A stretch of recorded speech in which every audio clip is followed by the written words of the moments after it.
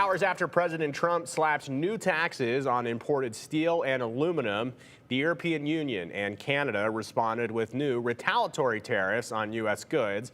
And that is the backdrop for the Taoiseach of Ireland's visit to the White House today. Yeah, and all of this happening as thousands of Department of Education employees learned that they no longer have a job. The president campaigned on eliminating the Department of Education and is taking the first steps to do just that. NBC's Aaron Gilchrist has the latest from Washington. As the trade war with allies grows wider, President Trump greeting the leader of Ireland and digging in on current tariffs and reciprocal taxes coming in April. Whatever they charge us, we're charging them. Even as his policies have rocked the U.S. stock market this week, the president is optimistic. I think the markets are going to soar when they see what's happening. Today, the president's 25% tariff on all steel and aluminum coming into the U.S. went into effect.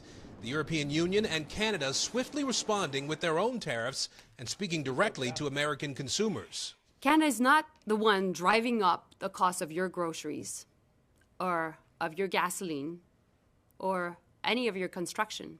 President Trump's tariffs against you are causing that. The European Union today levied a tax on $28 billion of U.S. imports, everything from bourbon to blue jeans.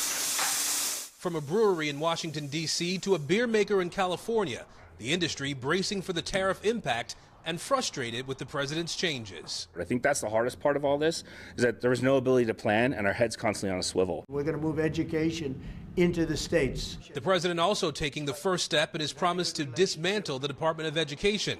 Secretary Linda McMahon confirming about half of the department's roughly 4,000 workers nationwide will be cut. Critics say it's the kids who need help the most who will be hurt. Title I is one of the things that this Department of Education administers, and they level the playing field. I have seen it with children, and I am very, very angry about this.